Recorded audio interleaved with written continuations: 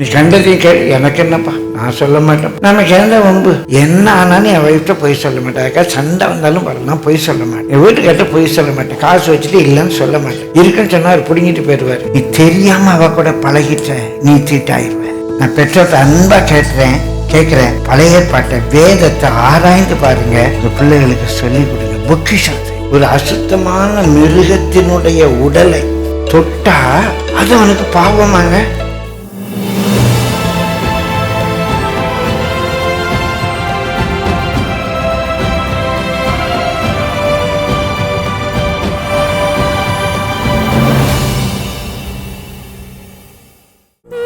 நடுவே தனித்துவான வாசமாயிருக்கிற உமது சுதந்திரமான மந்தையாகிய உம்முடைய ஜனத்தே உமது கோலினால் மே தொருளோம், உமது கோலினால் மே தொருளோம், உமது கோலினால் மே தருளோம், உமது கோலினால் மே தருளோம்.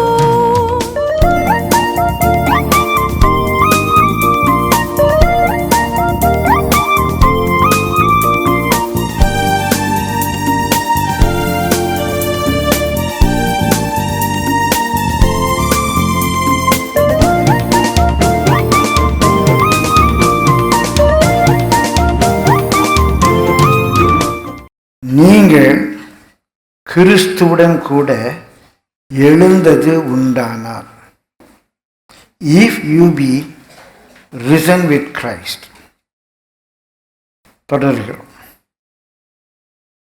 நீங்கள் கிறிஸ்துவோடு கூட எழுந்தது உண்டானால், அதனுடைய பொருள் if you are baptized, if you are a baptized Christian, நீங்க வேத வசனத்தின்படி திருமுழுக்கு பெற்ற ஒரு கிறிஸ்தவரானால், நீங்க வேத வசனத்தின்படி திருமுழுக்கு பெற்ற கிறிஸ்தவரானால் எப்படி இருக்கணும்?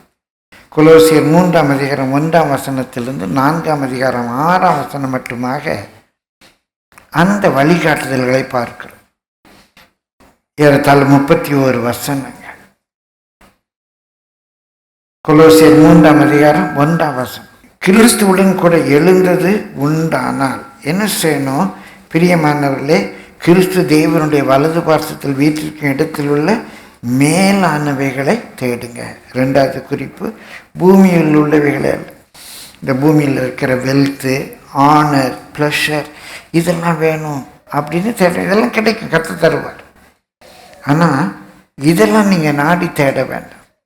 Set your affection on the things which are above. மேலானவைகள் மேலே உங்கள் நாட்டத்தை வைங்க, உங்கள் மனதை வைங்க. 3வது 5ஆம் வசனத்துலேருந்து பார்த்தோம். அதனால் இந்த உலகத்தில் ஒரு விபச்சாரம், பாலின பாவங்கள், அசுத்தம். இன்றைக்கி பனித்துளி வேலையில் பார்த்தோம் இல்லையா, ஒரு அசுத்தமான ஒரு மிருகத்தை தொட்டாலே அவன் அசுத்தமாவான் என்றால், நீ அசுத்தமான ஒரு படத்தை பார்த்த, அசுத்தமான உட்காந்து ஒரு கதை பேசி சிரிச்சுக்கிட்டு இருந்தேன், நீ அசுத்தமாக மாட்டாய தேவ பார்வையில். பிரியமலை புதிய ஏற்பாடு பழைய ஏற்பாட்டினுடைய ஒரு விளக்க உரை தான். இயேசு நியாயப்பிரமாணத்தை ஒழிக்க வரவில்லை, நிறைவேற்ற வந்தார். ஒரு அசுத்தமான ஒரு மிருகத்தை தொட்டு அசுத்தமாவோம் என்று சொன்னால், அசுத்தமான ஒரு ஃப்ரெண்டோட பழகுன அசுத்தமாக மாட்டோமா? அப்போ அந்த அசுத்தம், அது மாத்திரமல்ல, மோகம், இன்ஆர்டினேட் அஃபெக்ஷன், துர்இச்சை, கெட்ட ஆசைகள், விக்கிரக ஆராதனையான பொருளாசை. நமக்கு பொருளாசை இருக்குமே ஆனாலே 3வது கட்டளையை மீறிடும். விக்கிரகங்களை வணங்கக்கூடாது. புதிய ஏற்பாட்டில் எது விக்கிரக ஆராதனை? ஒரு பொருள் மேலே ஆசை வச்சிருந்த பொருள் இல்லாமல் வாழவே முடியாதுன்னு நினைக்கிறது. இந்த பொருள் தான் என்னை காப்பாற்றுன்னு நினைக்கிறது. பிரியமான பொருள் ஆசை ஆகியவைகளை உண்டு பண்ணுகிறவங்களை அவயவங்களை அழித்து போடுங்க. 4வது 8வது வசனத்தில் பார்த்து, இப்போதோ கோபம், மூர்க்கம், அதனால் நம்ம நினைக்கிற அவங்களுக்கு மற்றவங்களுக்கு கேடு வரணும்னு நினைக்கிறது, நம்முடைய வாயில் பிறக்கலாகாத தூஷணம், கெட்ட வார்த்தை, இது ஒன்றும் இல்லாதபடிக்கு இவைகளுக்கு நம்மை விலக்கி காக்க வேண்டும் என்று பார்த்தோம். 9வது வசனத்தில் ஒருவருக்கொருவர் பொய் சொல்லாதிருங்கள் அப்படின்னு சொல்லி பார்த்தோம். ஒருவருக்கொருவர் பொய் சொல்லாது. அதில் அநேக குறிப்புகள் பொய்யை பற்றி பார்த்தோம். பிசாசு தான் பொய்க்கு பிதாவாக இருக்கிறான். உள்ளே ஒன்று வைத்துக்கொண்டு வெளியே வேஷம் போடுறது ஒரு பொய். வார்த்தையை புரட்டி புரட்டி பேசுவது பொய் என்று பார்த்தோம். உள்ளதை உள்ளதென்று இல்லதை இல்லதென்று சொல்லாமல் மாற்றி சொல்வது பொய் என்று பார்த்தோம். நம்முடைய வார்த்தை ஆம் என்றால் ஆம்னு இருக்கணும், இல்லை என்றால் இல்லைன்னு இருக்கணும். மற்றவங்களுக்காக பொய் சாட்சி சொல்வது. பிரியமானவர்களே, கள்ள தீர்க்க தரிசனம் தேவன் சொல்லாதுன்னும் ஆண்டவர் சொன்னார், ஆண்டவர் தான் காட்டினார்னு சொல்கிறது, இதெல்லாம் பயங்கரமான காரியங்கள். அதனுடைய முடிவு பொய் சொல்கிறவங்க 2ஆம் மரணமாகி அக்கினியும் கந்தகம் எரிகிற கடலில் பங்கடைவாங்க. விபச்சாரம் வேசித்தனத்தோடு இது ஒப்பிட்டு சொல்லப்பட்டிருக்குது. 6வது குறிப்பு பழைய மனுஷன். இது மாம்ச சிந்தையில் உள்ள மனுஷன்.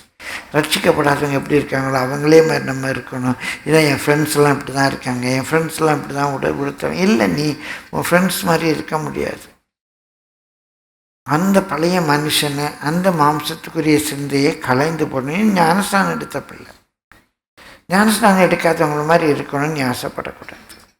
பழைய மனுஷனை செய்கைகளையும் கலைந்து போடுங்கன்னு பார்த்தோம். 7வது 10வது வசனத்தில் தன்னை சிருஷ்டித்தவருடைய சாயலுக்கு ஒப்பான ஒரு புதிய மனுஷனை தரித்து கொள்ளுங்க. Walk as a new man, behave like Jesus. ஒரு அருமையான பாட்டு. அந்த நாட்கள்லாம் கிட்டத்தட்ட டெய்லி நான் பாடுற ஒரு பாட்டு, have thine own way Lord, have thine own way.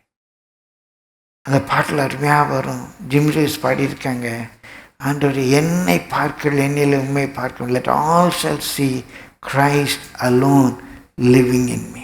Let all shall see Christ alone living in me.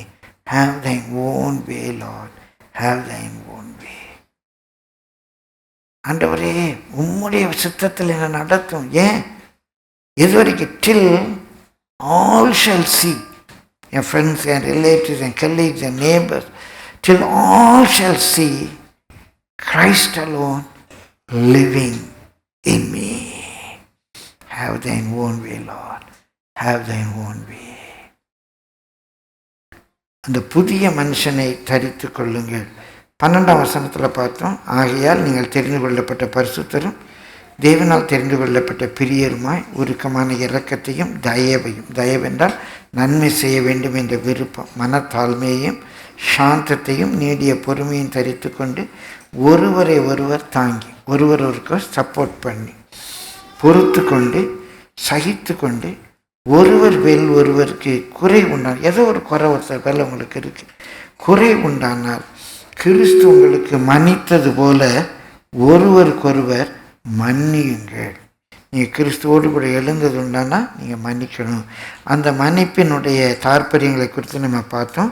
14ஆம் வசனத்தில் 9வது குறிப்பு, இவை எல்லாவற்றின் மேலும் பூர்ண சற்குணத்தின் கட்டாகிய அன்பை தரித்து கொள்ளுங்கள். அன்பு தான் ஒரு பைண்டிங் ஃபேக்டர்னு பார்த்தோம். 15ஆம் வசனம், தேவ சமாதானம் உங்கள் இருதயங்களில் ஆழக்கடவுது. அந்த தேவ சமாதானம் தான் அந்த சரியான பொருள். ஆழக்கடவுது என்பதுக்கு அம்பெயர். நீ இதை வாங்கலாம், வாங்கக்கூடாது. நீ இதை செய்யலாம், செய்யக்கூடாது. யார் அம்பெயர்? தேவ சமாதானம். என் லைஃப்பை யார் கண்ட்ரோல் பண்ணுறா? தேவ சமாதானம். ஒரு பீஸ் ஆஃப் காட் எனக்குள்ளே இருக்கு. லாபமோ நஷ்டமோ, peace of God. Let peace of God reign your hearts அப்படின்னு பார்த்தோம். பிரியமானவர்களே, 11வது குறிப்பு அதே வசனத்தில், நன்றி அறிதல் உள்ளவர்களாக இருங்க. ஆண்டவர் பிரியமான என்னை ரட்சித்து இவ்வளோ ஆசீர்வதித்திருக்காரு. தெருவில் குடிச்சிட்டு விழுந்து கிடந்தேன், ஆண்டவர் இன்றைக்கி என்னை ஒரு ஊழியக்காரனை மாற்றியிருக்காருன்னு சிலர் சொல்கிறாங்க. பிரியமானவர்களே, நான் கோலும் அதிகமாக சினிமாவில் நடிக்கணும்னு வந்து ஒரு பெட்டியை தூக்கிட்டு சினிமாவில் நடிக்கணும்னு சென்னைக்கு வந்தேன். இன்றைக்கி கர்த்தர் ஒரு ஊழியக்காரனாய் மாற்றியிருக்கார். ஒரு சினிமா நடிகரை பார்த்து கையசைச்சிடணும், சினிமா நடிகரை பார்க்கணும் அப்படின்னு அவருடைய ரசிகர் ஒருத்தர் மெட்ராஸுக்கு வந்தார். அவர் இன்றைக்கு பிரியமல்ல ஒரு பெரிய மிஷினரி ஆகியிருக்கார், நம்ம கூட உட்காந்துருக்கார். நன்றி அறிதல் உள்ளவர்களாக இருங்க. எவ்வளோ நம்ம உயர்த்தியிருக்காரு.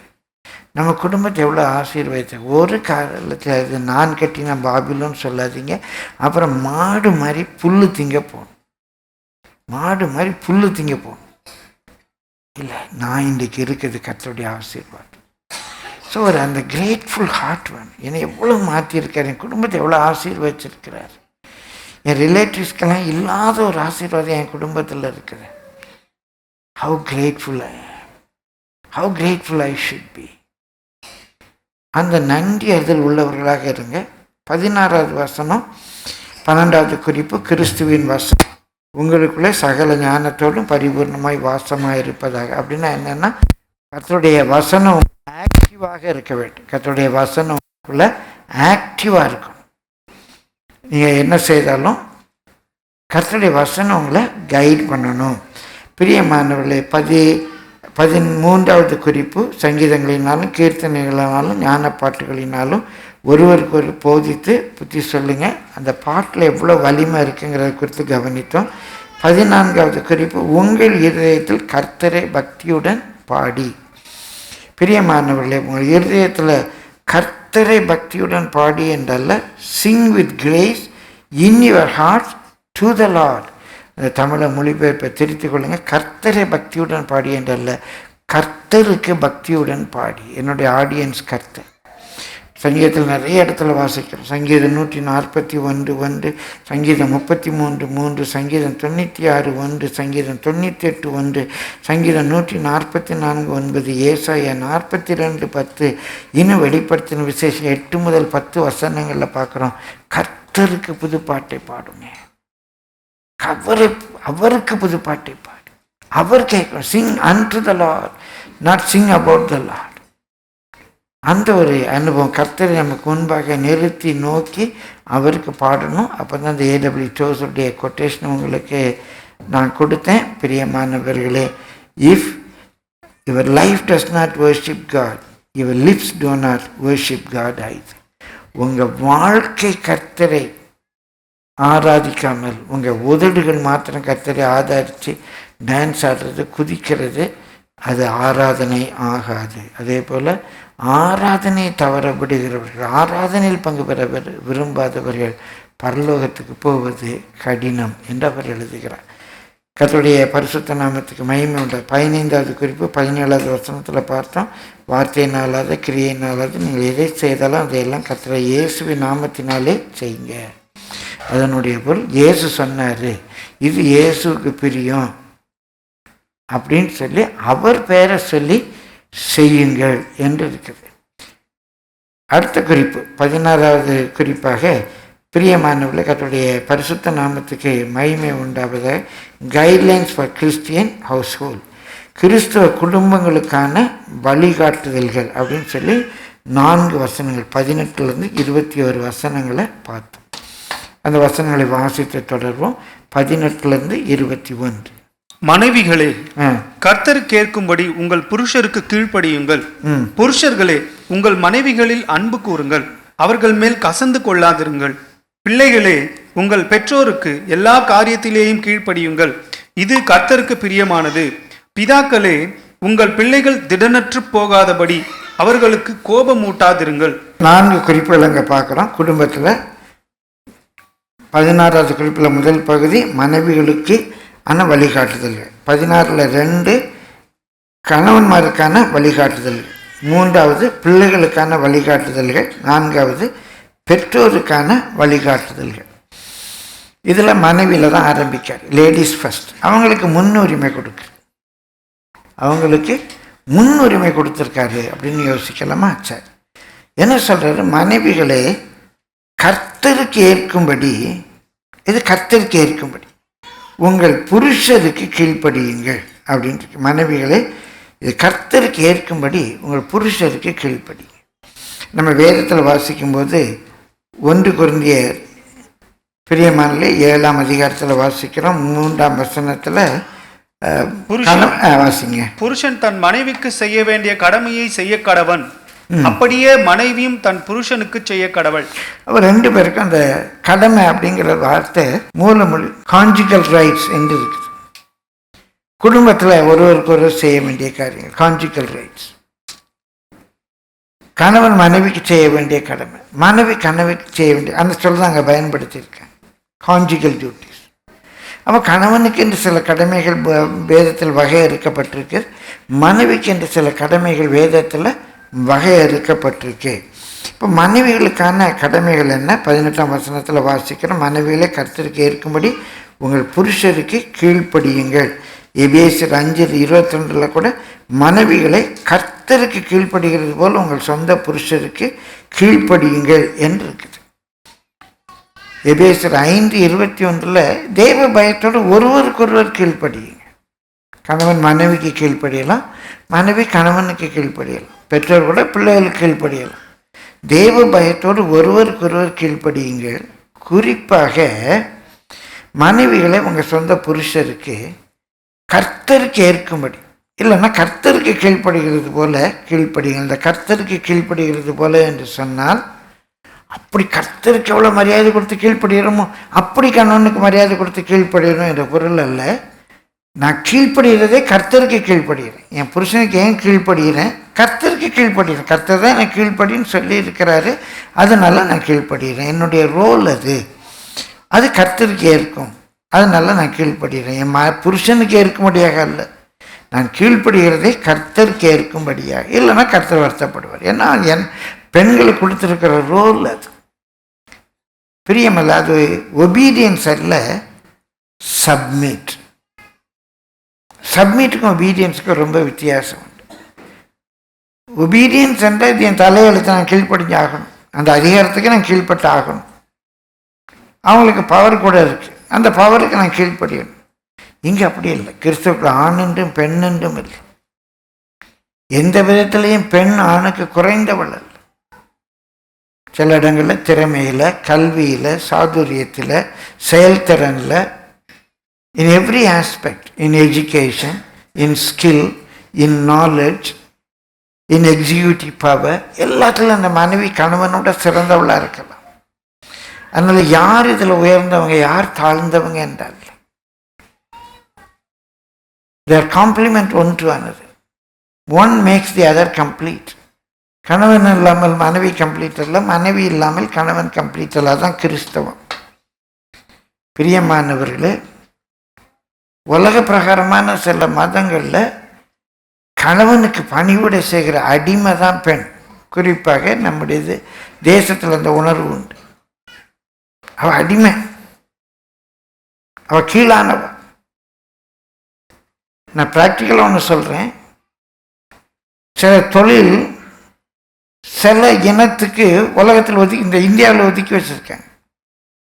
அது நம்ம தமிழ் பரம்பரையில் கிடையாது, ஆரிய பரம்பரையில் வந்தது. தீட்டுள்ள வேலைங்க, இந்த ஹவுஸ் கீப்பிங்னு வச்சுக்கோங்க. இவன் வெளியே போய் ஹவுஸ் கீப்பிங் செய்வான், சம்பளத்துக்கு வெளியே போய் ஹவுஸ் கீப்பிங் செய்வான். வீட்டில் ஹவுஸ் கீப்பிங் யார் தான் செய்யணும்? மனைவி தான் செய்யணும். அது மனைவி வேலை. இவன் ஹோட்டலில் குக்காக இருப்பான், இல்லை மற்ற வீடுகளில் கூட போய் குக்காக இருப்பான். ஆனால் வீட்டில் இவனுக்கு யார் தான் காசு போட்டு கொடுக்கணும்? மனைவி தான் போட்டு கொடுக்கணும். அது ரொம்ப தவறான எண்ணம். இது இவங்க தான் செய்யணும், அவங்க இந்த வேலை தான் செய்யணும்னு சொல்லி இந்த வேலைகளை வேதம் பிரிக்கலை. நம்ம வேதத்தில் கிறிஸ்துவுக்குள் ஆண் என்றும் இல்லை, பெண் என்றும் இல்லை. இதுதான் நம்முடைய வேதம். மற்ற வேதம் எப்படி வேணாலும், நம்ம வேதம் இதுதான்.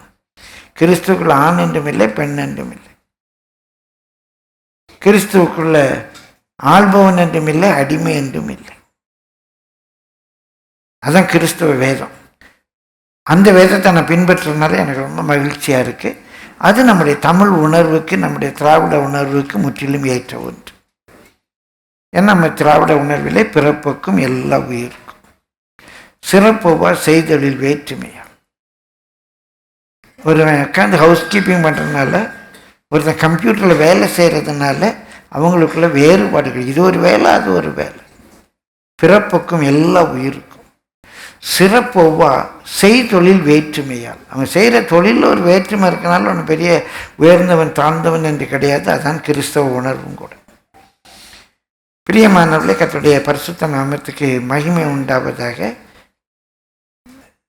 பிற மதங்கள் இந்தியாவிலே வருவதற்கு முன்பாக, தமிழ்நாட்டில் வருவதற்கு முன்பாக 2000 ஆண்டுகளுக்கு முன்பாகவே கிறிஸ்தவம் இந்த மார்க்கம் கிறிஸ்தவம் என்று அழைக்கப்படலை. இந்த மார்க்கம் தோமாவளி மார்க்கம் நம்ம தமிழ்நாட்டில் பரவி இருந்திருக்கு. அந்த கலாச்சாரம் பின்னணி நம்மகிட்ட இருக்கட்டும். இன்றைக்கி அது இந்தியா முழுதும் பரவிட்டு இருக்கு. பிரியமல்ல, இதில் ஏற்றத்தாழ்வு கிடையாது. ஆனால் அதே வேளையில் நீங்கள் நல்லா தெளிவாய் புரிந்து கொள்ளுங்க, பெண்களுக்கு என்று உள்ள ஒரு டியூட்டி, அதில் சப்மிட் பண்ணுங்க உங்கள் வில்லிங்னஸோடு. இயேசு தேவனுக்கு சமமாக இருந்தும் அவருக்கு சமமாக இருப்பதை ஒரு கொள்ளையாடின பொருளாக எண்ணாமல் தனக்கு கிடைச்ச ப்ரிவிலேஜ்னு நினைக்காம அவர் தம்மை தாமே வெறுமையாக்கி அடிமையின் ரூபம் எடுத்து எல்லாம் தன்னை தாழ்த்தினார், சப்மிட் பண்ணார். அதான் submission. In every way you are equal to your husband, but your role submit. ரெண்டாவது பார்த்தோம், எப்போ நாளுமே இதெல்லாம் தெளிவாக பார்த்துட்டோம். சப்மிஷனுக்கும் ஒபீடியன்ஸுக்கும் உள்ள வேறுபாடுகளை குறித்து பார்த்தோம். சப்மிஷன் எல்லா வகையிலும் மேலான ஒன்று என்று பார்த்தோம். இந்த சப்மிஷனுக்கு ஒரு தம்பி ஒரு அருமையான விளக்கம் கூட்ட முடிஞ்ச பிறகு சொன்னார். இப்போ நம்ம ஒரு ஹோம்ஒர்க் செய்கிறோம். ஹோம்ஒர்க்கை நாளைக்கு ஒபே பண்ணுங்கன்னு சொல்லுவாங்களா, சப்மிட் பண்ணுங்கன்னு சொல்லுவாங்களான்னு கேட்டார். என்ன சொல்லுவாங்களா? அதாங்க சப்மிஷன் அப்படின்னாரு. ஒரு நல்ல விளக்கம் இருந்துச்சு. நம்மளை எழுதி முடித்து கொண்டு கொடுக்குறோம், சப்மிட் பண்ணுறோம். ஒரு அருமையான ஒரு விளக்கம் தான். கர்த்தர் நல்லவர், பிரியமானவர்கள். ரெண்டாவது பார்த்தோம், பெண்கள் தான் குடும்பத்தை கட்டி எழுப்பணும். They should build the family அப்படின்னு சொல்லி பார்த்தோம். அப்போ நீதிமொழிகள் 31ஆம் அதிகாரத்திலிருந்து ஒரு குணசாலியான ஸ்திரீ, வெர்ச்சுவஸ் உமன், எப்படி குடும்பத்தை கட்டி எழுப்புகிறாள் அப்படின்னு சொல்லி அந்த 31ஆம் அதிகாரத்திலேருந்து பல குறிப்புகளை பார்த்தோம். ஒரு வசனத்தை குறித்து ஒரு அருமையான சகோதரர் சின்ன சந்தேகத்தை கேட்டார்கள்.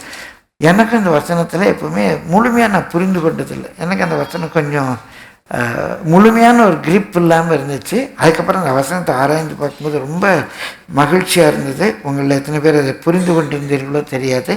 31:14 வாசியுங்கள். அவள் வியாபார கப்பல்களை போல் இருக்கிறாள், தூரத்திலிருந்து தன் ஆகாரத்தை கொண்டு வருகிறாள். அவள் வியாபார கப்பலை போல், அது என்னங்க மனைவி வியாபார கப்பலை போல் இருக்காது. அவள் என்ன ஒரு மெர்ச்சன்ஷிப் மாதிரி அவள் இருக்கிறான்னா அது எப்படி, அது என்னத்தை சொல்லுது அப்படிங்கிறது எனக்கும் புரியாமல் இருந்தால் அந்த வசனத்தில் சந்தேகம் கேட்டாங்க. பிரியமானவர்களே, மூல மொழியில் அவள் வியாபார கப்பலை போல் இருக்கிறாள், ஃபுல் ஸ்டாப் இல்லை. அவள் எப்படி இருக்கிறது, அழகாக இருக்கு. அவள் வியாபார கப்பலை போல, ஒரு வியாபார கப்பல், ஒரு மெர்ச்சன்ஷிப். இப்போ நம்ம சபையில் கூட இந்த அருமையான ஜோ அவர் மெர்ச்சன்ஷிப்பில் இருந்தவர். இப்போ நம்ம தம்பி செந்தில் மெர்ச்சன்ஷிப்பில் இருக்கார். இந்த மெர்ச்சன்ஷிப் பல நாடுகளுக்கு போகும். ஒரு நாட்டில் இருந்து நிலக்கரி கொண்டு வரும், ஒரு நாட்டில் இருந்து கோதுமை கொண்டு வரும், அந்த நாட்டில் என்ன பொருள் விளையுதோ அந்த பொருளை கொண்டு வரும். பல நாடுகளில் இருந்து அந்தந்த நாடுகள்லேருந்து பொருளை கொண்டு, அந்த பொருளை கொண்டு ஒரு நாட்டில் இறக்கும். எந்த நாட்டுக்கு எந்த பொருள் தேவையோ அந்த நாட்டில் கொண்டு இறக்கும். அதான் மெர்ச்சன்ஷிப். பிரியமானவர்களே, மெர்ச்சன்ஷிப் அப்படின்னு சொல்லுவாங்க. நம்ம இந்தியாவிலேருந்து, தமிழ்நாட்டிலேருந்து பொருட்கள் ரோமுக்கு போயிருக்கு, தமிழ்நாட்டிலேருந்து பொருட்கள் ஐரோப்பிய நாடுகளுக்கு கப்பலில் போயிருக்கு. கர்த்தருடைய பரிசுத்த நாமத்துக்கு மகிமை உண்டாவது. பிரியமானவர்களே, அப்படி ஒரு மனைவி, அவள் ஒரு வியாபார கப்பல், தூர இடத்துலேருந்து என்னென்ன நல்ல நல்ல பொருள் இருக்கோ அதெல்லாம் நம்ம நாட்டுக்கு கொண்டு வருதோ, அதே போல் ஒரு குணசாலியான ஸ்திரீ பல இடங்கள்ல எங்கே என்ன பொருள் கிடைக்கும், எங்கே என்ன பொருள் கிடைக்கும், எங்கே என்ன பொருள் கிடைக்கும் தேடி பார்த்து தன் ஆகாரத்தை என்று மூலமொழியில் இல்லை, ஆகாரத்தை, அதுக்கு பயன்படுத்தப்பட்ட சொல் விக்சுவல்ஸ், பொருள்களை கொண்டு வருகிறாள். தன்னுங்கிறத அவங்க தெரியாமல் சேர்த்துட்டாங்க. ஒரிஜினலில் தன் என்றல்ல, அது வெறும் ஆகாரம் என்றல்ல, என்னென்ன பொருள் எங்கெங்கே கிடைக்கும். ரொம்ப அருமையான நல்ல பொம்பளை.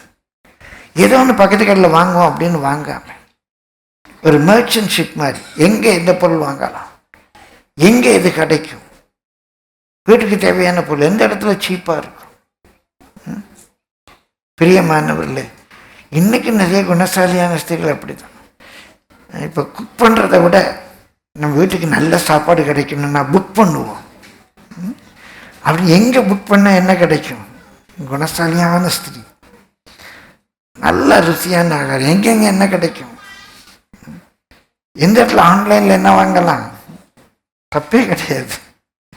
குணசாலியான ஸ்திரீகள். பிரியமானவர்களே, அதான் சொல்லினுடைய பொருள். அவ என்ன செய்கிறா? ஒரு வியாபார கப்பலை போல, அவ வியாபார கப்பல் அல்ல, ஒரு வியாபார கப்பலை போல பல இடங்கள்லேருந்து தன் வீட்டுக்கு வேண்டிய நல்ல பொருள்களை கொண்டு வந்து சேர்க்கிறாள். அவள் கிரியை வாசல்களிலே அவள் புகழப்படுவாள். வெளியே பேசுவாங்க, அந்த குடும்பம், அந்த பையன் இருக்கிறத பார்த்து, அந்த பிள்ளை இருக்கிறத பார்த்து, அந்த புருஷனை பார்த்தியப்பா எல்லாம் பொண்டாட்டியால தான். தமிழில் ஒரு வார்த்தை சொல்லாறு உண்டு, ஆவதும் பெண்ணாலே அழிவதும் பெண். அந்த குடும்பம் நல்லா இருக்கணும்னா அது பெண்களுடைய கடமை. சரி, இன்னும் சில கடமைகளை சீக்கிரமாய் பார்த்து கடந்து போவோம். பிரியமானவர்களே, தொடர்ந்து மூன்றாவது குறிப்பாக வாசியுங்கள். நீதிமொழிகள் 12:4. நீதிமொழிகள் 12:4. Proverbs 12:4. குணசாலியான ஸ்திரீ தன் புருஷனுக்கு கிரீடமா இருக்கிறாள். குணசாலியான ஸ்திரீ தன் புருஷனுக்கு கிரீடமாய் இருக்கிறாள். இந்த குணசாலி அப்படிங்கிறது நல்ல பலம் உள்ளவன், வெறும் நல்ல கேரக்டர் என்றல்ல, நல்ல ஒரு செயல்திறன் உள்ளவன், வேர்ச்சுவஸ். அந்த வேர் அப்படிங்கிற சொல்லே, வேர் அப்படிங்கிற சொல்லே மேன் அர்த்தம். மேன் அர்த்தம். நல்ல ஒரு வேர்ச்சுவஸ். அது சரீர பிரகாரமான பலத்தையும் காட்டு.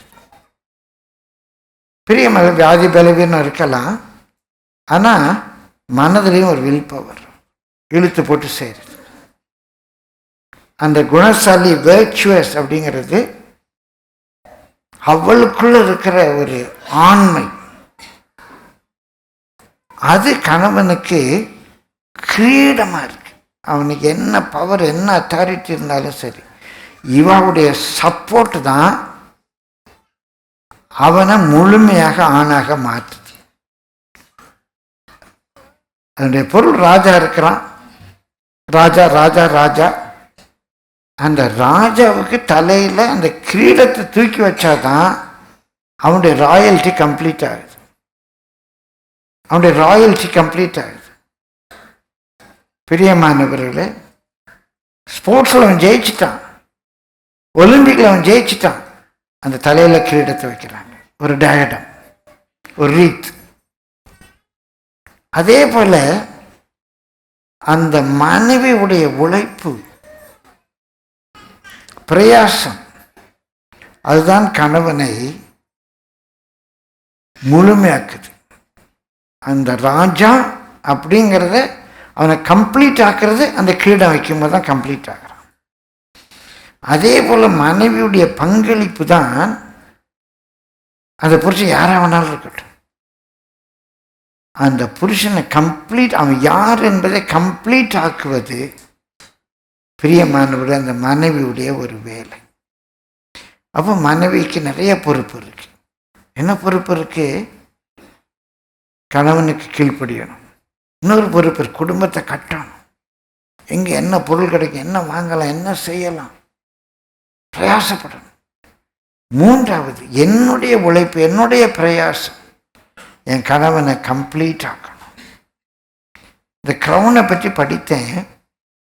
இந்த க்ரௌன் வைக்கிற பழக்கமே முதலாக இந்தியாவில் நம்ம தமிழ்நாட்டில் தான் ஆரம்பிச்சுதாங்க. இந்த ஒரு தகவலுக்கு அரங்களை தட்டி கத்திர ஸ்தோத்திருப்பாங்க. இந்த க்ரௌன் வைக்கிற பழக்கமே இந்தியாவில் திராவிடத்தில் ஆரம்பித்த பழக்கம்தான், உலகம் முழுசும் பரவிட்டு. ஒருவரை ராஜாவாக்குறோம். அதனால தான் சில கலாச்சாரங்களில் கல்யாணத்துக்கு அந்த கணவனுக்கு தொப்பி வைப்பாங்க, குல்லா வைப்பாங்க. அவனை கம்ப்ளீட் ஆக்குறாங்க, அந்த உடையை போட்டு அவனை கம்ப்ளீட் ஆக்குறாங்க. மனைவி தீர்மானம் பண்ணிக்கோங்க, நீங்கள் தான் உங்கள் ஹஸ்பண்டை, அவர் யார் என்பதை கம்ப்ளீட் ஆக்குறீங்க. என்ன வேலை வேணாலும் பார்க்கட்டும், அவரை நிறைவாக்குவது மனைவி. தொடர்ந்து பிரியமானவர்களே, தீத்து 2ஆம் அதிகாரம் 4 முதல் 5 வசனங்களில் ஒரு 5 குறிப்பு பார்க்குறோம். 4 முதல் 5 வசனங்கள் வாசிங்க. 4-5 வசனங்கள். Chapter 2 verses 4 and 5. தேவ வசனம் தூஷிக்கப்படாதபடிக்கு பாலிய ஸ்திரீகள் தங்கள் புருஷரிடத்திலும் தங்கள் பிள்ளைகளிடத்திலும் அன்புள்ளவர்களும். சரி, 4வது குறிப்பு பிரியமானவர்களே, 16வது பாயிண்ட்ல மனைவிமார் செய்ய வேண்டிய 4வது குறிப்பு அன்புள்ளவர்களாக இருங்க. அன்புன்னா என்ன? கொஞ்சம் நேரம் எடுத்து இந்த சோத்திலெல்லாம் எழுதி போட்டிருக்கோம், வாசிச்சுட்டு போங்க. இதுதான் அன்பு. அன்பு பொறாமை கொள்ளாது, அன்பு சகலத்தையும் நம்பும். புருஷன் சொல்கிறது கொஞ்சம் நம்பணும். அன்பு சினமடையாது, தட்டுப்பட்டு கோவப்படக்கூடாது. அதுதான் அன்பு. அன்புனா என்ன? அன்புனா என்ன? போகும்போது எல்லாம் வாசிச்சுட்டு போங்க. இதை வாசிக்க உங்களுக்கு டைம் இல்லைன்னா வீட்டில் போய் 13ஆம் அதிகாரத்தை வாசிங்க. மனைவி மாறி நீங்கள் புருஷரிடத்திலும் சரி உங்கள் பிள்ளைகளிடத்திலும் சரி அன்புள்ளவர்களாக இருங்க. 5வது வசனம், தெளிந்த புத்தி உள்ளவர்களும். சோபர் மைண்டாக இருங்க. Sober mind, discretion. எது சரி எது தப்பு போட்டு குழப்பாதீங்க. எதுக்கு இது வேணும், ஏன் இந்த பொருள் வேணும்? அறிவுனாலே அறைகள் அருமையும் இனிமையுமான பொருட்கள் எல்லாம் நிரம்பி இருக்கு. ஒரு பொருள் வாங்கினா ஒரு தெளிந்த புரிய, எனக்கு தேவையா தேவையில்லையா? ஒரு வீட்டில் ஒரு அம்மா இருந்தாங்க, நான் சொல்லியிருக்கேன்.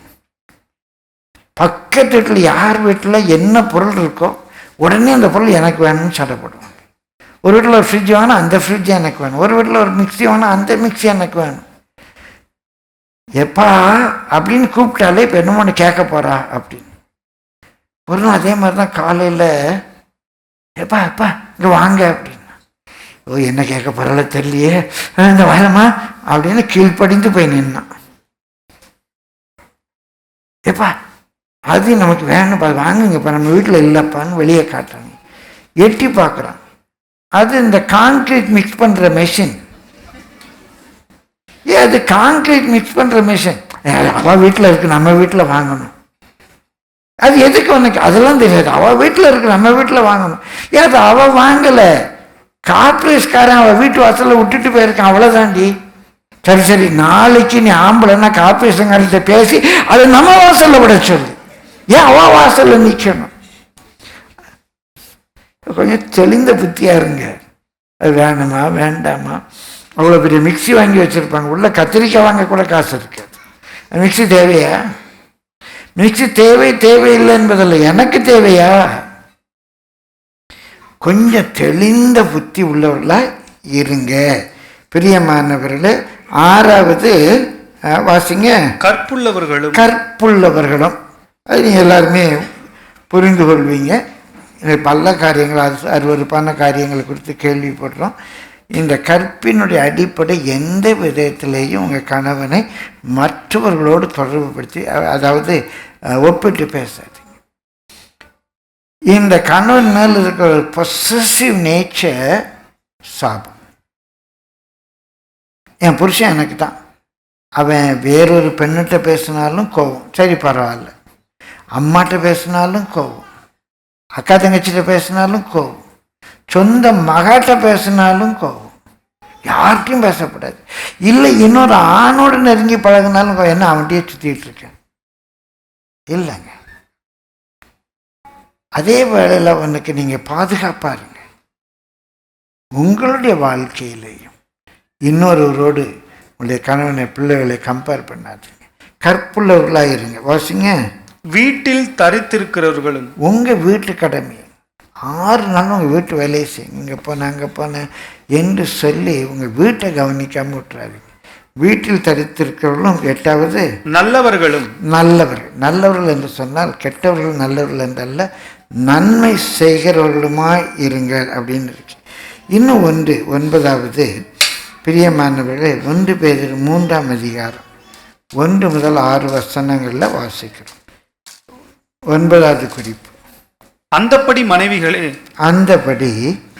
மனைவிகளே உங்கள் சொந்த புருஷர்களுக்கு கீழ்ப்படிந்திருங்கள். அதை நம்ம பார்த்துட்டோம். அப்பொழுது அவர்களில் யாராவது திருவசனத்திற்கு கீழ்ப்படியாதவர்களாயிருந்தால் பயபக்தியோடு கூடிய கற்புள்ள நடக்கையை அவர்கள் பார்த்து போதனையின்றி மனைவிகளின் நடக்கையினாலேயே ஆதாயப்படுத்தி கொள்ளப்படுவார்கள்.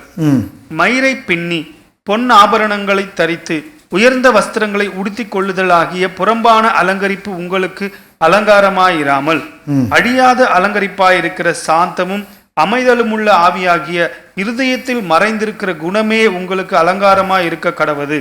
அதுவே தேவனுடைய பார்வையில் விலையேற பெற்றது. இப்படியே பூர்வத்தில் தேவனிடத்தில் நம்பிக்கையாயிருந்த பரிசுத்த ஸ்திரீகளும் தங்களுடைய புருஷர்களுக்கு கீழ்ப்படிந்து தங்களை அலங்கரித்தார்கள்.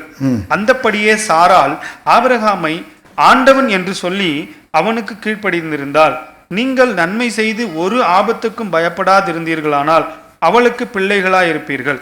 போது பிரியமானவர் ஞானம் உண்டு. இது என்னன்னா, உங்கள் புருஷர் என்ன சொல்ல, உங்கள் பிள்ளைகள் நீங்கள் ஆதாயப்படுத்தணும், வின் பண்ணணும். பவுல் சொல்றாரு, கிறிஸ்துவை ஆதாயப்படுத்தி கொள்ளும்படி, டு வின் கிரைஸ்ட். அதே போல் உங்களுடைய புருஷரை, உங்கள் பிள்ளைகளை கர்த்தருக்கென்று நீங்கள் ஆதாயப்படுத்தி கொள்ளணும். அப்படின்னா புறம்பான அலங்காரம் உங்களுக்கு அலங்காரமாயிராமல், புறம்பான அலங்காரம் அது ஆங்கிலத்தில் மஸ்ட்னே இருக்கு. It must not, it should not. புறம்பான அலங்காரம் உங்களுக்கு அலங்காரமாயிராமல் அந்த இருதயத்தில் மறைந்திருக்கிற குணம், சாந்தம், அமைதி, இச்சையடக்கம், இந்த குணமே உங்களுக்கு அலங்காரமாக இருக்கணும். உங்களுக்கு அலங்காரமாக இருக்கணும். அதனால தான் அந்த அலங்காரம் தான் சாராள் புருஷனை ஆண்டவனே அப்படின்னு அழைத்தான். ஆண்டவனே என்ற சொல் நம்ம தேவனுக்கு சொல்கிற ஆண்டவன் அல்ல. ஆண்டவன் என்ற சொல்லினுடைய பொருள் பொதுவாக அவங்க சார், ஐயா, ஐயா என்று சொல்கிறோம், ஐயா அப்படின்னு சொல்கிறோம். அதுக்கு ஈக்குவல் தான் ஆண்டவன். ஆண்டவன் என்ற சொல்லினுடைய பொருள் ஆள்பவன், என்னை ஆள்பவன், என்னை நடத்துகிறவன். அதான் சப்மிஷன் உங்களுக்கு இருந்துச்சு. இப்போ ரொம்ப அன்பு நிமித்தமாக வாடா போடான்லாம் சொல்கிறீங்க. அது உங்கள் அன்பு உங்களுக்கும் உங்கள் குடும்பத்துக்கும் வச்சுக்கோங்க. அது போய் ஆண்டவன் சொல்லணுமா? ஐயா சொல்லலாம். அவங்க உறவு முறைகளை சொல்கிறாங்க. சிலர் மாமாம்பாங்க, சிலர் அத்தாம்பாங்க. ஒருத்தர் நீங்கள் எப்படி கூப்பிடுறாங்க, வாங்க போங்கங்கிறாங்க. வாங்க போங்க, பேர் இப்படி மாற்றிட்டாங்க போல. வாங்க போங்க, வாங்க போங்க தெரியல என்று எப்படி கூப்பிட்றாங்கன்னா வாங்க போங்க, ஒரு மரியாதை. அப்பா, சிலர் அப்பாங்கிறாங்க, சிலர் மாமாங்கிறாங்க, அத்தான் அப்படிங்கிறாங்க. ஆண்டவன், என்னை ஆள்பவன், ஐயா. சில எங்கள் ஊரில் நிறைய பேர் ஐயான்னு சொல்லுவாங்க. கூட்டிப்பா வயதானவங்க ஐயா. என்றைக்கு சிலர் கணவனை பற்றி வெளியே மற்றவங்ககிட்ட பேசும்போது ஐயா, ஐயா வெளியே போயிருக்காங்க, ஐயா வருவாங்க. அந்த ஐயா என்ற சொல்லுன்னா ஐயர் என்ற சொல் வந்தது. ஐயர் யாத்தர் என்பதான் இன்றைக்கு பெரியவங்க உறவுகள். யாத்தர் என்றால் நம்மோட பயணிக்கிற உறவுகள் என்றார். ஐயர் ஆத்தர் அப்படின்னு சொல்லுவாங்க. ஐயர்னா ஒரு இனம் அல்ல, ஐயா. பிரியமானவர்களே, அப்படி நீங்கள் அவங்கள அழைத்து அவங்களை ஆதாயப்படுத்தி கொள்ளுங்கள். உங்கள் உள்ளான அலங்காரம், உள்ளான குணம், அது உங்களுக்கு அலங்காரமாக இருந்து புருஷரை ஆதாயப்படுத்தி கொள்ளு. அதான் கர்த்தருக்கு பிரியம். ஒரு 9 குறிப்புகள் பார்த்தோம்.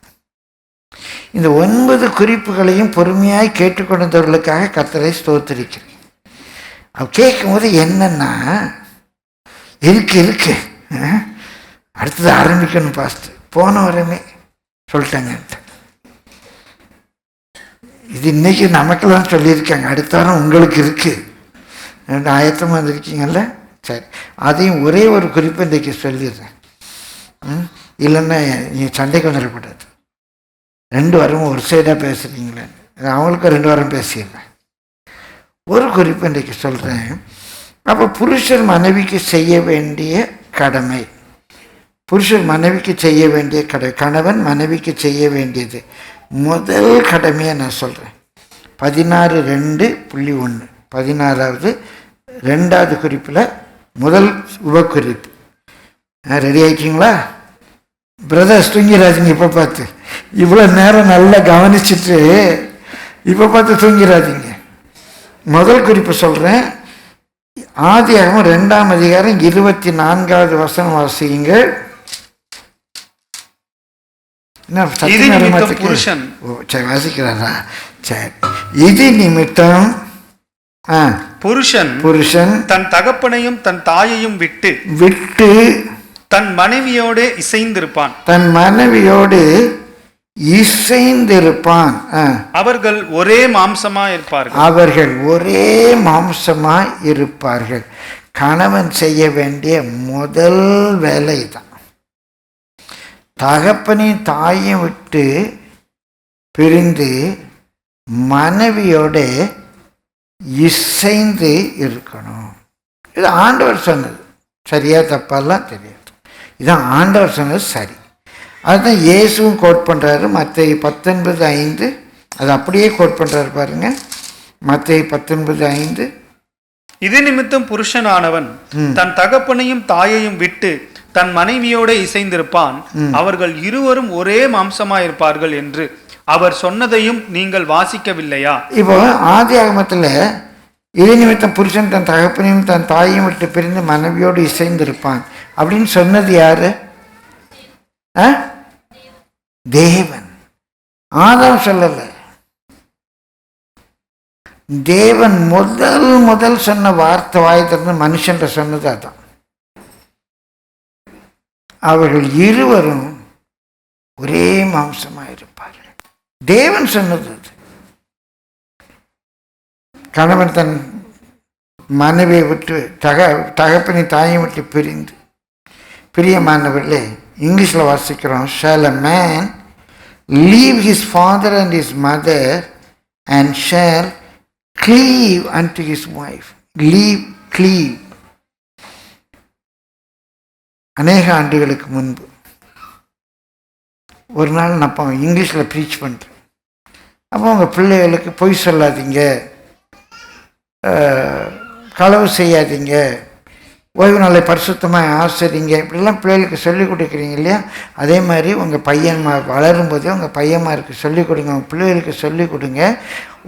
நீ திருமணம் ஆகும்போது you should leave your father and mother and cleave to your wife அப்படின்னு நான் சொல்கிறேன். டீச்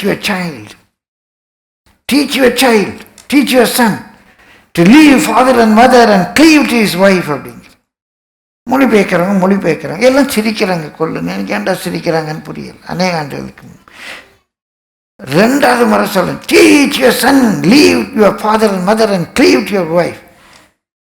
எல்லாம் ரொம்ப சிரிக்கிறாங்க. எனக்கு ஏன் சிரிக்காங்கன்னு புரியலை. என்ன சாதாரணமாக சொல்கிறேன், இப்படி சிரிக்கிறாங்களே. 3வது தடவை சொன்னேன், அப்பவும் சிரிக்கிறாங்க. டிரான்ஸ்லேட் அமைதியாக டிரான்ஸ்லேட் பண்ண திரும்பி பார்க்குறேன், என் பையன் டிரான்ஸ்லேட் பண்ணிகிட்டு இருக்கான், கிறிஸ்டி. ஒன்று அவனை பார்த்து 4வது தடவை சொன்னேன். அது பைபிள் பிரின்சிபிள்.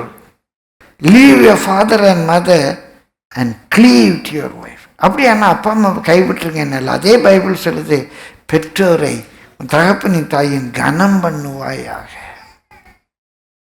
தகப்பனின் தாயின் கனம் பண்ணணும். யாரோடு இசைந்து இருக்கணும்? மனைவியோடு இசைந்து இருக்கணும். மனைவியோடு இசைந்து இருக்கணும். ஒரு ஆணுடைய கடமை, ஒரு கணவனுடைய கடமை.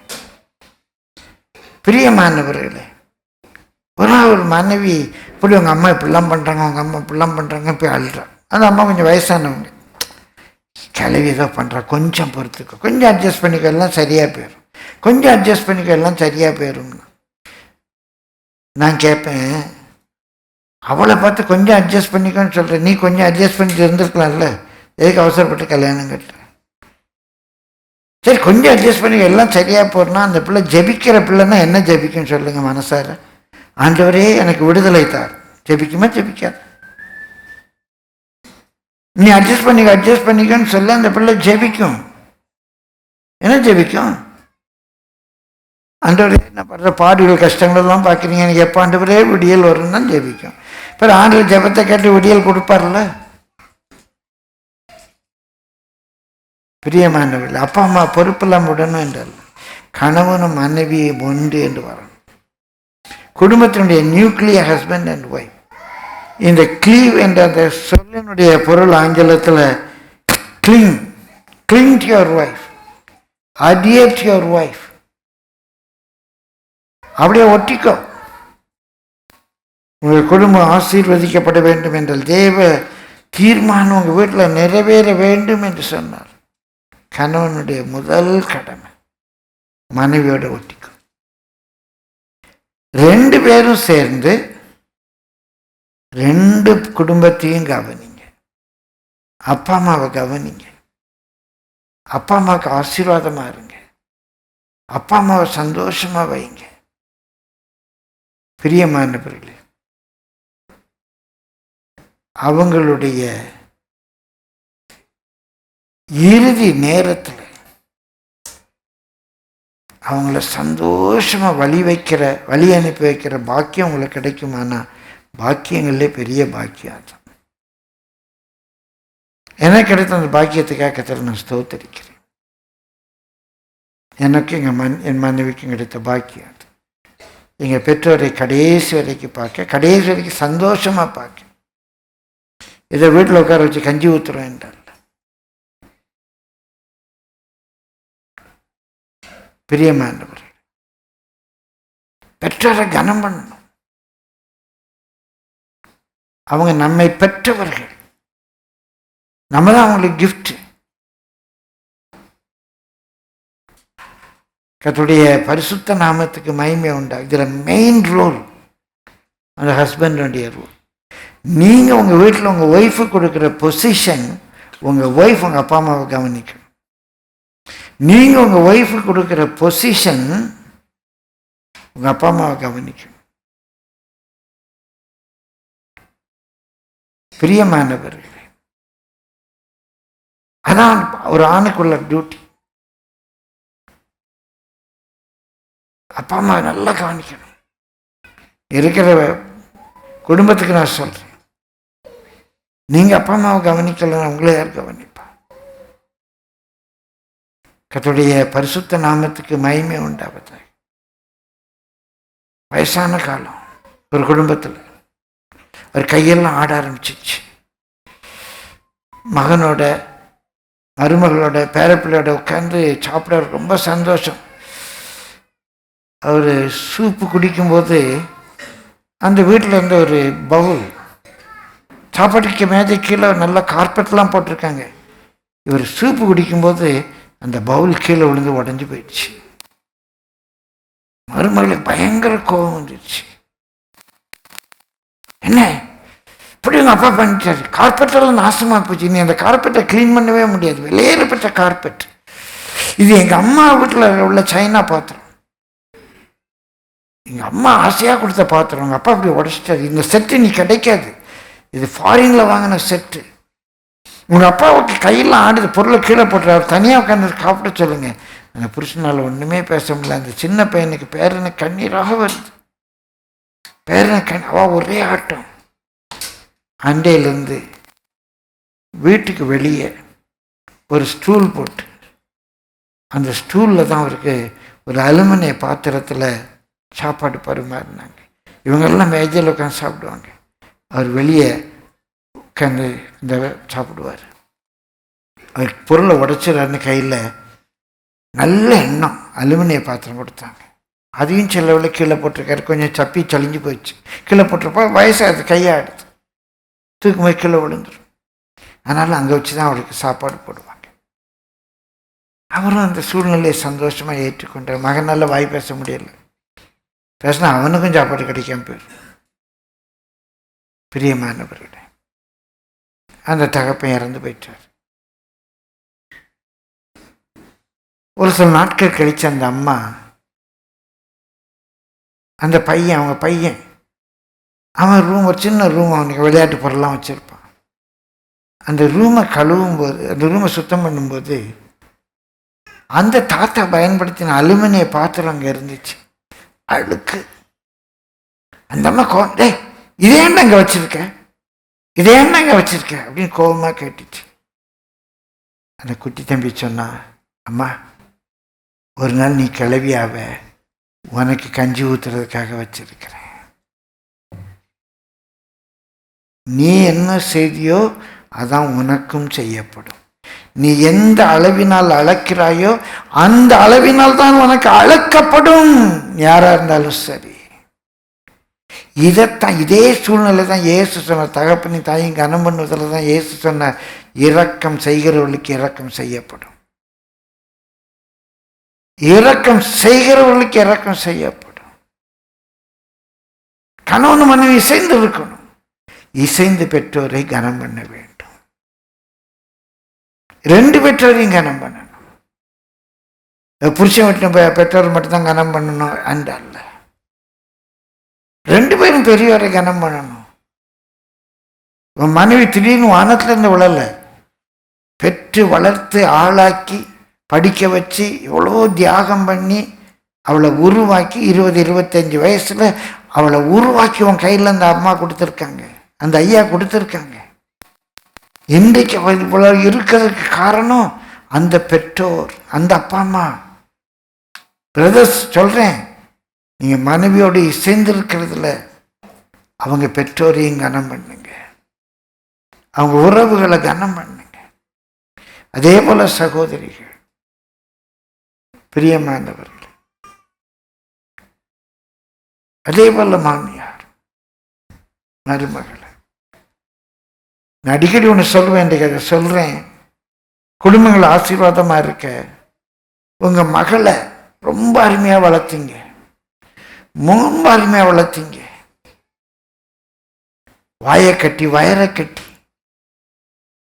உடுத்த நல்ல துணி இல்லாமல் இருந்து பார்த்து பார்த்து பார்த்து பிள்ளைக்கு எல்லாம் செய்தீங்க, நல்ல ஸ்கூலில் கொண்டு சேர்த்தீங்க, உங்கள் வருமானத்துக்கு மிஞ்சி பிள்ளைய படிக்க வச்சிங்க, பிள்ளைக்கு பாடம் சொல்லி கொடுத்தீங்க, இரவெல்லாம் தூங்காமல் இருந்தீங்க. 18 வருஷம் 20 வருஷம் 22 வருஷம் கஷ்டப்பட்டீங்க, நல்ல பிள்ளையா வளர்த்தீங்க. 22 வருஷம் உங்களோடு இருந்த அந்த மகா உங்களை விட்டு கண்டிப்பாக போயிடுவா, உங்களை விட்டு கண்டிப்பாக போயிடுவா.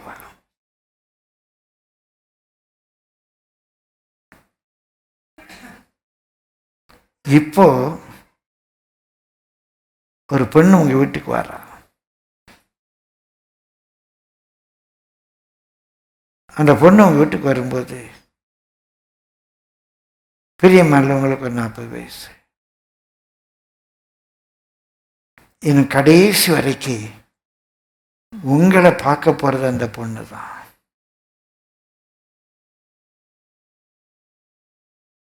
உங்க மகா பார்க்க மாட்டா. இன்னும் கூடுதலாக ஒருவேளை சரீர பலவீனத்தினால மூப்பினால நீங்க படுத்த படுக்கையா இருக்கும்போது உங்களை குளிப்பாட்ட போகுது, உங்களை துடைக்க போகுது, உங்களுக்கு ஊட்ட போறதெல்லாம் அந்த வந்த பொண்ணு தான். அவ வீட்டுக்கு வரும்போது நீங்க எப்படி பார்த்துக்கிட்டீங்களோ அப்படிதான் அவ உங்களை பார்க்க போற. அதே மாதிரி 20 வருஷம் உங்க அம்மா பார்த்தாங்க, உங்க அம்மாக்கு நீ ஒண்ணுமே செய்ய முடியாது. ஆனா 20 வருஷம் உங்க அம்மா உன்னை வளர்த்த கடமைக்கு நீ பதில் செய்ய வேண்டும் என்றால் நீ போற வீட்டில் இருக்கிற அம்மா அப்பாவை பார்த்துக்கோ.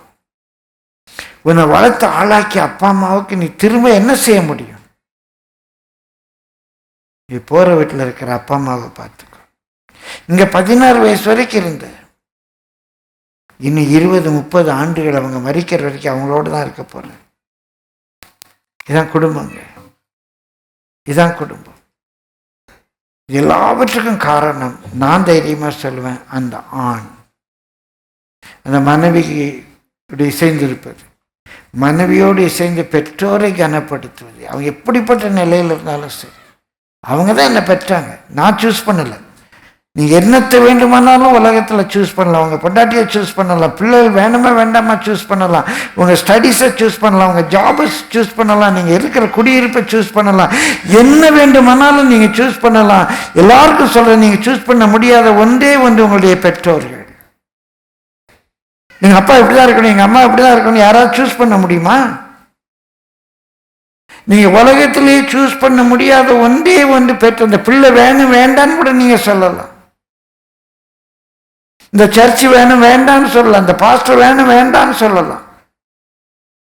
நீங்கள் சூஸ் பண்ண முடியாத ஒன்றே ஒன்று உங்களுடைய பெற்றோர். அதனால் குறிப்பாக பிரதர்ஸ், இந்த ரோலை நல்லா நீங்கள் ஃபாலோ பண்ணுங்க. கர்த்தருடைய பரிசுத்த நாமத்துக்கு மகிமை உண்டா. ரெண்டாவது ஒரு குறிப்பை நான் பிரதர்ஸுக்கு சொல்லி நான் ஜெபிக்க விரும்புகிறேன். அடுத்த வாரம் பிரதர்ஸ்க்கு தொடருகிறேன். ரெண்டாவது ஒரு குறிப்பை வாசிங்க. கர்த்தருடைய 1 தீமோத்தேயு 5:8. இது ரொம்ப முக்கியமானது.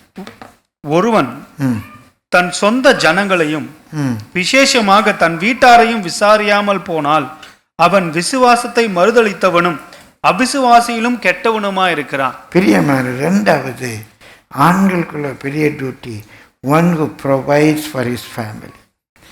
விசாரிப்பது, கேர் பண்ணுறது. ஏன்னா ஆண்கள் பார்த்து ப்ரொவைட் பண்ணுறது. ஆண்களுக்கு உளுந்த கடமை குடும்பத்தின் தேவைகள், குடும்பத்துக்கு வேண்டிய எமோஷனல், ஃபினான்ஷியல் எல்லா விதத்துலையும் அதை ப்ரொவைட் பண்ணணும். குறிப்பாக ஒரு பாதுகாப்பு, அன்பு, இதை ப்ரொவைட் பண்ணணும். இதை ஒருவன் ப்ரொவைட் பண்ணாமல் நான் கிறிஸ்தவன் சொன்னால் அவன் அவ்விசுவாசியிலும் கேடு கெட்டான். அவ்விசுவாசியை விட அவன் கெட்டவனாக இருப்பான். பிரியமான எப்படி ஆகல அவன் பிள்ளைகள் ஒலிவ மர கண்டுகளைப் போல பந்தியை சுற்றி இருப்பார்கள்னா அவன் பந்தி வைக்கணும் இல்லை? பந்தி வைக்காமல் எப்படி பந்தியை சுற்றிலும் இருக்க முடியும்? பந்தி ஒரு அன்பாக நடக்கணும் இல்லை? அதுக்கு அவன் ப்ரொவைட் பண்ணணும்ல. பிரியமானவர், கர்த்தருடைய பரிசுத்த நாமத்துக்கு மகிமை உண்டாகும். ரெண்டாவது ஒரு ஆணுடைய கடமை, ஒரு ப்ரொவைடிங் ஃபார் த ஃபேமிலி. அந்த ப்ரொவைட் பண்ணுறதை வைத்து அந்த மனைவி அந்த வீட்டை கட்டுகிறாள். ஒரு வியாபார கப்பலை போல் இருக்கிறான். அவன் ப்ரொவைட் பண்ணுறான், அவளும் கான்ட்ரிபியூட் பண்ணுறான். அந்த குடும்பம் ஆசீர்வதிக்கப்படுகிறது. இது பணத்தினாலே அல்ல. நடந்த ஒரு சம்பவத்தை நான் சொல்லி ஜெபிக்கிறேன். அநேக ஆண்டுகளுக்கு முன்பு நான் சிஷ்யாவில் டீச்சராக இருக்கும்போது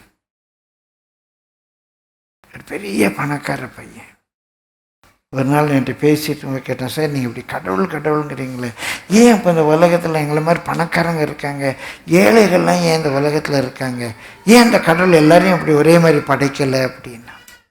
நான் சொன்னேன், ஏழையாக இருந்தால் என்னப்பா அப்படின்னு. இல்லை, அவங்க தான் எவ்வளோ கஷ்டப்படுறாங்க, நாங்கள்லாம் பாருங்கள் எவ்வளோ செழிப்பாக இருக்கிறோம் அப்படி. பெரிய பணக்காரன். அவன் அந்த பையன் கேட்டேன், ஒரு சின்ன ஒரு சம்பவம் சொல்கிறேன்ப்பா. என்னன்னா, ஒருத்தர் அப்போ ரிக்ஷா இருக்கிற வேலை, சைக்கிள் ரிக்ஷா, ரிக்ஷா தான். அப்போ ரிக்ஷா, அவர் ரிக்ஷாவில் டே முழுசும் வேலை செஞ்சு கொஞ்சம் காசு சம்பாதிச்சு வீட்டுக்கு வர்றாரு. எப்படா அவர் வருவாருன்னு மனைவி காத்துட்ருக்காங்க. அவர் காசு கொடுத்த உடனே ஓடி போய் பக்கத்து கடையில் போய் அந்த அம்மா அந்த புரோக்கன் ரைஸ், அந்த உடஞ்ச அரிசி, அந்த புரோக்கன் ரைஸை அந்த அம்மா வாங்கிட்டு வர. அவர் காசு கொடுத்தா தான் அந்த ரைஸ் வாங்க முடியும். அந்த புரோக்கன் ரைஸை வாங்கிட்டு வந்து அவள் கஞ்சி வைக்க போகிறாள். அதுக்குள்ளே அந்த அப்பா குளிச்சுட்டு ரெண்டு பிள்ளைங்களையும் ஜாலியாக அந்த ரிக்ஷாவில் வச்சுட்டு, அவருடைய பலவீனத்தெல்லாம் பார்க்காம ரெண்டு பிள்ளைங்க ரிக்ஷாவில் வச்சுட்டு ஜாலியாக 2 ரவுண்டு சுற்றிட்டு வர்றார். சுற்றிட்டு வரும்போது அந்த மற்ற பிள்ளைங்களை பார்த்தேன்னு கை காட்டுது. எல்லா பிள்ளைங்களும் பார்த்து சிரிக்குது. ஜாலியாக அப்பா கூட 2 ரவுண்டு சுற்றிட்டு வர்றாங்க. அதுக்குள்ளே அந்த கஞ்சி வச்சுட்டான். ஒரே ஒரு உடஞ்ச ஒரு நெளிஞ்ச அலுமினிய பாத்திரம் தான். எல்லோரும் அந்த ஒரு பாத்திரத்தில் தான் குடிக்கணும். அந்த பாத்திரத்தில் அந்த கஞ்சை ஊற்றி பிரியமானவர்களே அந்த பிள்ளைகளுக்கு கொடுக்க போகிறா.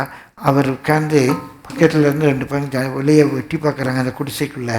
அவனும் அந்த பிள்ளைங்களும் அந்த கோப்பையை தூக்கி ஆண்டவரை ஸ்தோத்திரிச்சு, ஆண்டவரே நீ தந்த அந்த நல்ல ஆகாரத்துக்காக உங்களுக்கு ஸ்தோத்திரம்னு ஜெபிச்சு 3 பேரும் அந்த ஓட்டக்கோப்பையில் குடிக்க போகிறாங்க. அவன் நின்று பார்த்துட்டு இருக்கான்னு சொல்லிட்டு திரும்பி பார்க்குறேன். தேம்பி அந்த பையன் அழுறான். என்னப்பான்னு கேட்டேன். எங்கள் வீட்டில் ஒரு நாள் கூட இப்படி நடந்ததில்லை.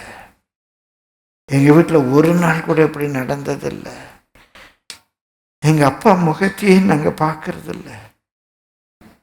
அப்பா லேட்டாக விட்டு பெரிய பணக்கார கோடீஸ்வரன். நாங்கள்லாம் படித்த பிறகு தான் அப்பா வருவாங்க. நைட்டில் அப்பா ரொம்ப லேட் ஆகிடும். காலையில் நாங்கள் ஸ்கூலுக்கு புறப்படுறதுக்கு அப்பா தூங்கிட்டு தான் இருப்பாங்க. எங்கள் அப்பாட்ட நாங்கள் உட்காந்து பேசினது கூட கிடையாது. எங்கள் அம்மாவுடைய பெட்ரூம்குள்ளே நாங்கள் 2 பேரும் ஆம்பளை பையங்க அவங்களுக்கு. எங்கள் அம்மாவுடைய பெட்ரூம்குள்ளே நாங்கள் போகக்கூடாது. எங்களை உள்ளே விட மாட்டாங்க அவங்க பெட்ரூம்குள்ளே. அதெல்லாம் நீ வரக்கூடாதுன்னு சொல்லுவாங்க. நாங்கள் 4 பேரும் ஒன்றா உட்காந்து சாப்பிட்டதே கிடையாது. சில வேளை ஹோட்டலுக்கு கூப்பிட்டு போவாங்க. அப்போ அப்பாவுடைய ஃப்ரெண்ட்ஸு பிஸ்னஸ் கான்டாக்ட்லாம் வருவாங்க. அவங்களாம் ஒன்றா உட்காந்து பேசிகிட்டு இருப்பாங்க பூஃபேல. எங்கள் அந்த லேடிஸ்லாம் ஒன்றா உட்காந்துருப்பாங்க. நாங்கள் பாய்ஸ் ஃப்ரெண்ட்ஸ் அவங்க பிள்ளைங்க நாங்கள்லாம் சேர்ந்து பூஃபேல அரட்டை அடிப்போம். ஆனால் எங்கள் அப்பா அம்மாவோட உட்காந்து நான் சாப்பிட்டதே கிடையாதுன்னு சொன்னேன். பிரியமானவர்கள், பணம் இருக்குது பணம் இல்லை என்றால் உங்கள் பிள்ளைகளுக்கு கர்த்தர் உங்களுக்கு கொடுக்குற ஆசீர்வாதத்தை ப்ரொவைட் பண்ணுங்க. அவங்களுக்கு அன்பை ப்ரொவைட் பண்ணுங்க, வசனத்தை ப்ரொவைட் பண்ணுங்க, நல்ல வாழ்க்கை முறையை ப்ரொவைட் பண்ணுங்க. அவங்கள கேர் பண்ணுங்க. உங்கள் பிள்ளைகளை நீங்கள் கேர் பண்ணாமல் விட்டீங்கன்னா நீங்கள் அவிசுவாசியிலும் கேடு கட்டவங்க. இந்த பொறுப்பு அதிகமாக தகப்பனுக்கு கொடுக்கப்படுகிறது. அப்போ ஆண்களுக்குள்ள 2 குறிப்பு இன்றைக்கு பார்த்தோம். உன் தகப்பனையும் தாயும் விட்டு பிரிந்து உன் மனைவியோடு சேர்ந்தது. 2 பேரும் சேர்ந்து 2 பெற்றோரையும் கனம் பண்ணுங்க. 2வது, ஆண்கள் மனைவி வியாபார கப்பலை போல இருக்கிறான். ஆண்கள் குடும்பத்தினுடைய தேவைகளை கவனிங்க, கேர் பண்ணுங்க. அன்பினால், பாசத்தினால், உணர்வினால், உடைமைகளினால் உங்கள் குடும்பத்தை கேர் பண்ணுங்க. Provide for your family. அப்படி இல்லைன்னா அந்த கிறிஸ்தவன் அவ்விசுவாசியோடு கேடுகட்டு. நம்முடைய குடும்பங்கள் தேவனால் கட்டப்படும்படிக்கு நம் ஜெபம் பண்ண எல்லோரும் இருக்கிற இடங்களில் எழும்பி ஜெபம் பண்ணுவோம். ஸ்திரீகளுக்காக 9 குறிப்புகளை பார்த்தோம். ஆண்களுக்காக ஆண்டவர் 9 குறிப்புகள் தந்திருக்கிறார். தொடர்ந்து வருகிற வாரத்திலையும் பகிர்ந்து கொள்வேன். பிள்ளைகளுக்கான குறிப்புகள் உண்டு. பெற்றோர் பிள்ளைகளை எப்படி பார்க்கணும் என்று உண்டு. கடந்த 9 வாரங்களாக கர்த்தர் நம்மோடு நம்முடைய கிறிஸ்தவ வாழ்க்கை எப்படி இருக்கணும்னு பேசிகிட்டு இருக்கிறார். இந்த சத்தியங்களை நீங்கள் மற்றவர்களோடு கூட போய் பகிர்ந்து கொள்ளுங்கள். குறிப்பாக குடும்பங்கள் கட்டப்பட வேண்டும். Praise the Lord, praise the Lord, praise the Lord, praise the Lord.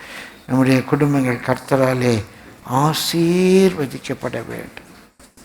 நம்முடைய குடும்பங்களின் ஆசீர்வாதங்களுக்காக, நம்ம குடும்பங்கள் தேவனால் கட்டப்படுவதற்காக நம்ம ஜெபம் பண்ணுவோம். ஆமென். அன்பின் இயேசுவே, உடைய கருத்தும் கிரியும் உடைய பிள்ளைகளோடு கூட இருப்பதாக.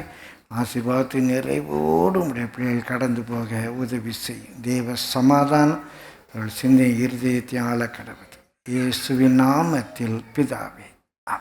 நம்முடைய கர்த்தர் இயேசு கிறிஸ்துவின் கிருபையும் பிதாவாகிய தேவனுடைய அன்பும் பரிசுத்த ஆவியானுடைய அன்பின் அந்யோன்ய ஐக்கியம் சிநேகமும் நம் அனைவரோடும் கூட இன்றும் என்று கர்த்தருடைய வருகை மட்டுமாய் இருப்பதாக. ஆமென், ஆமென், ஆமென், ஆமென். கர்த்தர் யாவரையும் ஆசீர்வதிப்பாராக. ஷாலோம் அலைக்கும். God bless you. கர்த்தர் ஆசீர்வாதத்தின் நிறைவோடு புதிய மாதத்துக்குள்ளே நம்மை நடத்துவாராக. ஆமென்.